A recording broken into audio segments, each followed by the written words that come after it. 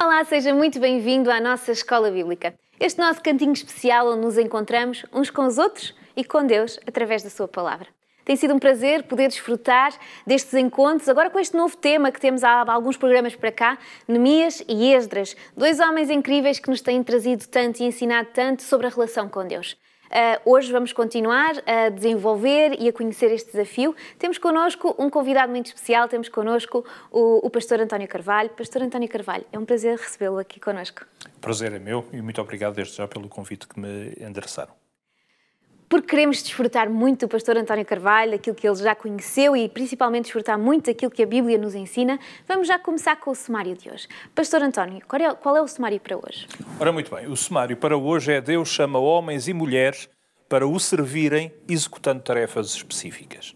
Deixa-nos a informação que há tarefas e há homens e mulheres para realizá-lo. Mas vamos abrir a palavra de Deus porque o objetivo é estudá-la ela, a palavra que o Senhor nos deixou, e por isso mais importante é poder ler através da Bíblia. Quero pedir-vos, quero convidá-los, se tiverem a sua Bíblia consigo em sua casa, que possa abri-la, se não, que nos acompanhe aqui no nosso quadro à leitura do texto. O texto encontra-se em Daniel, no capítulo 9, no versículo 25. E Daniel 9, 25 diz: sabe e entende, desde a saída da ordem para restaurar e para edificar Jerusalém, até ao Messias, o príncipe, 7 semanas e 62 semanas, as ruas e as tranqueiras se reedificarão, mas em tempo angustioso. Este é um texto grande em conhecimento e vai-nos trazer muitas informações, mas a lição vai-nos falar acerca deste chamado de Deus, não é? Vamos então entrar por aí. Qual é o chamado que Deus faz? Porque vimos no sumário que há um chamado específico. Pode-nos começar por aí, falar dentro do contexto de Esdras e de Neemias, então, este chamado? Muito bem. Ora, o texto que acabou de ser lido é um texto que nos fala de uma parte do plano de Deus em relação à humanidade. Okay. Para que esse plano pudesse ser executado, Deus precisava de ter homens disponíveis para o fazerem. E estes dois personagens bíblicos importantes, tanto Esdras como Neemias, foram chamados precisamente para essa tarefa específica, que era de trabalharem na reconstrução do templo e da cidade de Jerusalém. E porquê é que Deus chamou este homem específico Esdras? Ora bem, há várias razões que justificam o chamado de Esdras. Desde logo porque havia uma necessidade, que necessitava de ser colmatada. Depois também a disponibilidade que Esdras tinha para poder realizar essa tarefa específica. Também o facto de ele ser um líder. Ele era um líder nato, ele tinha essas capacidades e Deus iria usá-las para que esta obra pudesse ser feita. E, finalmente, uma outra razão que podemos apontar sem qualquer dificuldade é o facto de que Esdras era um bom professor e também um homem que procurava, na sua profissão de escriba, mas não só, procurava servir a Deus da melhor forma e compreender também os desígnios de Deus. Portanto, era a pessoa indicada para aquela tarefa naquele momento. Mas também Deus chamou outra pessoa que foi Neemias. Porquê é que houve este chamado também a Neemias? Porquê Neemias? Efetivamente, Neemias estava numa posição também em que tinha alguma disponibilidade potencial para poder executar a sua obra e, por outro lado, também porque Esdras necessitava que alguém complementasse o seu trabalho. Neemias era alguém muito bem situado, ele era copeiro do rei da Pérsia e, portanto, ele tinha características pessoais também que podiam realmente ajudar e que mais tarde se vai comprovar que realmente foram essenciais no avanço dos trabalhos em Jerusalém. Então, estes dois chamados vão-nos dar uma lição importante. E qual é essa lição? Ora, muito bem.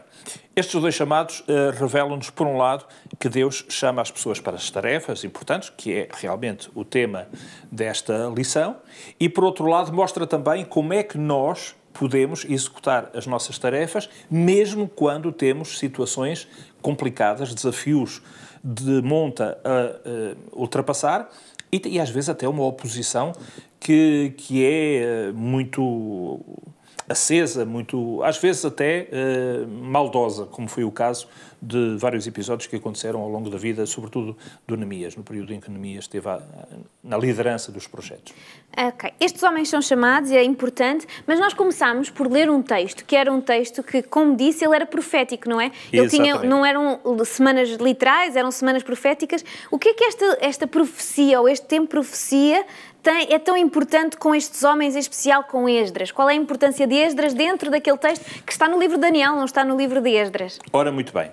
O texto diz-nos, e vou reler o texto só para relembrar aquilo de que estamos a falar, o texto diz-nos que é necessário que aquele que recebe esta mensagem, que é o profeta Daniel, que viveu no Império Neobabilónico, deve entender.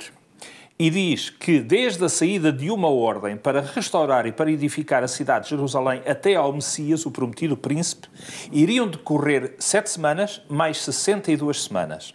Okay. E em tempos difíceis seriam, portanto, feitas essas obras. Ora, muito bem, o que é que isto tem a ver, então, por exemplo, com o Esdras? Com Esdras, sim. Muito bem. Isto tem a ver com Esdras pelo seguinte. Quando nós percebemos que este texto nos fala de um momento em que se inicia uma contagem de tempo, não é? Okay. As tais semanas de que aqui fala, nós vamos perceber que há ali o sinal para começar a contagem. Deus está a dizer quando é que o tempo vai começar e quando é que o Messias vai surgir. É uma questão de fazer as contas das tais semanas. Ora bem, acontece que nós encontramos, quando procuramos os decretos que têm a ver com este período e com o povo hebreu em particular, nós encontramos 3 decretos. Há um de Ciro II, publicado em 537. Esse primeiro decreto tem a ver com a reconstrução do templo em Jerusalém, o templo que tinha sido bastante danificado quando foi da invasão babilónica. Depois há um segundo decreto, em 520, que é promulgado por Dario e que vai, portanto, reforçar o decreto de Ciro, também ligado, também dedicado, portanto, à questão do templo. Finalmente, há um terceiro decreto, que é o decreto que nos interessa mais. E porquê? Porque é esse decreto que corresponde àquilo que aqui está dito. Porque vai falar das muralhas. Porque está a falar da cidade. Exato. Não fala já do templo, mas da cidade, que era o sinal que aqui era dado. Esse decreto vai ser publicado em 457 por Artaxerxes I, e é exatamente nesse ano, 457, antes da nossa era, que Esdras é chamado, portanto, para ir até à Palestina e começar esses trabalhos. Portanto, há uma correspondência do mesmo período histórico entre a publicação do decreto e o chamado de Esdras para que ele vá à Palestina para executar essa tarefa. Porque quando este decreto sai, é ele que o leva, ou melhor, é no momento que ele sai, não é? Exatamente. Mas agora vamos ver, aqui isto é complicado, porque isto podia estar, então, por anos, não é? De 1400 a... Mas não, ele não está assim, ele está, com semanas. Como é que nós conseguimos contar estas semanas? Bem. Para isso, nós devemos compreender uma característica da cultura do povo hebreu dos tempos bíblicos. Okay. Na verdade, há várias pistas importantes que nos ajudam a compreender isto. Desde logo, há 2 textos que se encontram nas Escrituras e que têm a ver exatamente com esta questão, portanto, da contagem do tempo. Uma delas encontra-se no livro de Números, capítulo 14, versículo 34, e outra em Ezequiel, capítulo 4, versículos 5 e 6. Mas, para além destas 2 passagens bíblicas, que são tradicionais para explicar o chamado princípio do dia-ano, ou seja, um dia corresponde a um ano, nós temos uma série, e eu tenho aqui 7 expressões que gostaria de partilhar, que ajudam a perceber esta ligação estreita que existe na própria linguagem comum entre os dias e os anos. Por exemplo, há a expressão ancião de dias. Okay. Ora, um ancião é uma pessoa já com idade, não é? Exato. Um ancião não tem dias, tem anos, muitos anos, não é? Mas eles falam de ancião de dias. Ou estão a dizer que o senhor vai já morrer, ou querem dizer outra coisa. Não, querem dizer que ele é muito idoso mesmo. Exatamente. Não é? Mas não dizem anos, dizem dias. Talvez de uma forma simpática dizer que ele era muito idoso. Mas pronto. Depois há também a expressão para que se prolonguem os teus dias na terra. Exato. Outra expressão, falando dos patriarcas antes do dilúvio, diz: todos os dias do patriarca foram X anos. E isto é repetido ao longo do capítulo 5 do livro de Gênesis. Outra expressão são os dias da vida de Abraão são os dias dos anos da vida de Abraão. Encontra-se em Gênesis 25:7. Outra expressão: Abraão expirou, morrendo em boa velhice, velho e cheio de dias. Não diz cheio de anos, diz cheio de dias. Outra expressão ainda: foram os dias de Isaac, 180 anos. outra expressão, em que realmente, claramente, estão associadas as duas coisas. E, finalmente, Isaac morreu velho e cheio de dias, por exemplo, em Gênesis 35, 29. Portanto, percebemos perfeitamente que há aqui realmente uma relação direta, muito estreita, entre o termo dias, referindo-se a anos.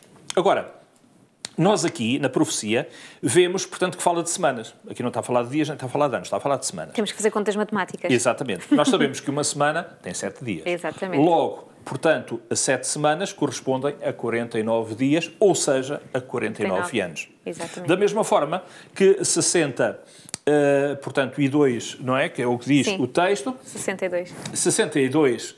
62 semanas corresponde a 483 anos. Portanto, são 62 vezes 7, portanto, 483 anos. Ou seja, o que Deus está a dizer aqui ao profeta Daniel, através do anjo Gabriel, que é o anjo que anuncia estes dados, dá esta informação ao profeta Daniel, no fundo o que ele está a dizer é que haveria, desde a ordem que é referida, até ao Messias, até ao prometido libertador de Israel, decorreriam 489 anos. Portanto, os 7 mais 2. Portanto, 69 semanas, 489 dias. 9 anos.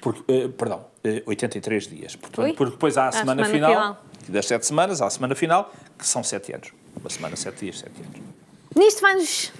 Assim que começámos a fazer estas contas matemáticas, lembro-me logo outra profecia que nós conhecemos muito bem, que são a das 70 semanas, 2.300 tardes e manhãs. Então, existe alguma relação direta com esta profecia ou são simplesmente profecias diferentes?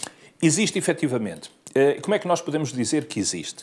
Antes de mais, vamos ver que o início desta história, que é relatada no capítulo 9, portanto, encontra-se no capítulo 8. Aí Daniel, o profeta, tem uma visão, e nessa visão é-lhe dado um período de 2.300 tardes e manhãs. Nós sabemos, à luz do capítulo 1 de Gênesis, que uma tarde e uma manhã correspondem a um dia. Exato. Logo, quando fala de 2.300 tardes e manhãs, estaria a falar de 2.300 dias. Mas como há uma relação direta, que já falámos, não é? Entre o dia e o ano, então nós podemos considerar que são 2.300 anos. O que está a dizer aqui, que de alguma forma vai deixar perplexo o profeta Daniel, é que o santuário só seria purificado ao fim de 2.300 anos, coisa que para ele, como hebreu, naquele tempo, foi muito difícil de aceitar. Mas foi essa a mensagem, e ele teve que aceitar, embora tivesse dificuldade em perceber, era isso que ele devia compreender.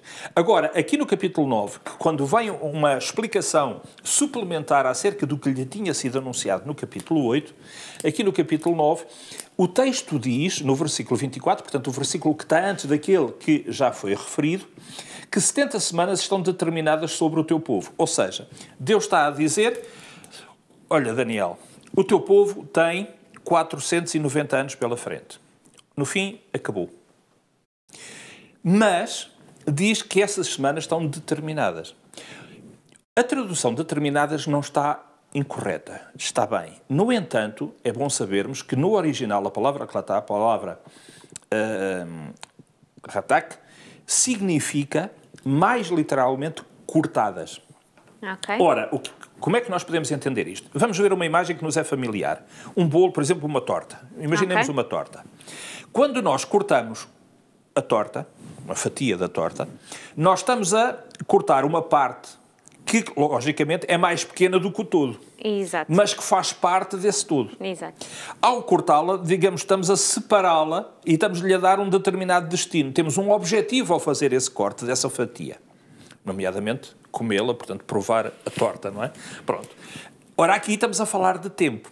Ao falar de 70 semanas, estamos a falar de tempo, e como o texto diz que essas 70 semanas foram cortadas de um todo, logicamente o todo era maior, não é? Exato. Essa é uma pequena porção que é tirada de um todo, então nós percebemos que estes 490 anos são retirados, são cortados, ou são separados, ou determinados, se nós quisermos, como diz a tradução, normalmente, desse período maior, que são as 2.300 tardes e manhãs, ou 2.300 anos. Ok, então estas profecias acabam por nos ajudar a compreender e elas são muito importantes quando nós as juntamos com Esdras, porque percebemos que Esdras foi através do decreto que o levou para fazer o trabalho que ele foi fazer, então quem começou este grande momento tão esperado já por Daniel e sem dúvida nenhuma por Esdras, porque ele conhecia E é isso que é extraordinário, porque se nós formos ver mais em pormenor, nós vamos constatar uma coisa que para mim é realmente extraordinária.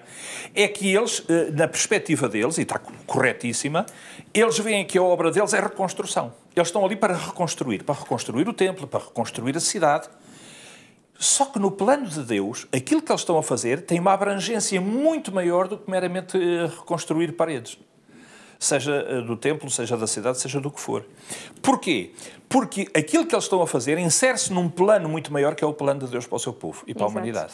Portanto, o que eles estão a fazer é parte do plano de Deus, é importante que seja feita, e Deus chama-os para eles fazerem isso, mas há muito mais do que aquilo que eles estão ali a fazer naquele momento, não é? É uma parte importante, mas o alcance do que eles estão a fazer iria para muito depois deles. Isto tem-nos a ensinar muitas coisas, não é? Sem dúvida nenhuma. Mas antes de saber o que é que isto nos ensina a nós, tenho uma última pergunta que é: Deus chama todas as pessoas? Deus chama só algumas? Deus escolhe quem é que chama? Ele escolhe, as características já vimos, não é? Mas será que todas as pessoas são chamadas por Deus ou não? Eu não tenho dúvida absolutamente nenhuma, à luz daquilo que a Palavra de Deus nos vai ensinando, quando a estudamos em oração, que Deus chama a todas as pessoas. Todas, sem exceção. Não há nenhum ser humano à face da Terra para quem Deus não tenha um plano. E há um plano que é geral para todos, que é conhecerem a Deus e, à medida que o vão conhecendo, ser transformadas à semelhança de Jesus. Esse é o plano geral, que aliás a Epístola aos Romanos nos fala em determinado momento. Esse é o plano geral que Deus tem para todas as pessoas. Agora, há tarefas específicas que têm que ser executadas num determinado período de tempo, em que Deus chama algumas pessoas em especial, é Ele que as escolhe, não são as pessoas que se autopropõem, Ele escolhe-as para a execução dessas determinadas tarefas. E isso nós vemos, por exemplo, no caso dos personagens que temos falado ao longo destas lições. Zorobabel, Esdras e Neemias são exemplos concretos de pessoas que são chamadas para tarefas específicas. Isto é muito importante e, sem dúvida nenhuma, já estamos com água na boca para continuar, mas na próxima aula bíblica, porque, entretanto, o nosso tempo está a acabar. Mas antes de terminarmos, depois de termos visto tudo isto, existe algo que eu posso retirar para mim. O que é que eu posso levar para casa? Vamos já passar, então, à rubrica Aprender Fazendo. Como é que nós podemos aprender fazendo com aquilo que nos... O que é que isto nos pode interessar a nós na prática da nossa vida cotidiana? Exatamente. Não é? Ora, muito bem. Ao longo da nossa vida, todos nós passamos por momentos mais fáceis e por momentos mais desafiantes, mais difíceis. Quando estamos ao serviço de Deus, ocorre, com mais ou menos frequência, mas ocorre sempre, em algum momento, que nós temos que atravessar fases mais difíceis, mais desafiantes. Esta lição ajuda-nos a perceber, a experiência destes homens ajuda-nos a perceber que, nesses momentos difíceis, nós temos que manter a nossa fé em Deus. Percebendo que se estamos a fazer alguma coisa, em especial, no caso, se somos chamados por Deus para fazer uma determinada tarefa, devemos fazê-la apesar da oposição. Porque ela existirá sempre.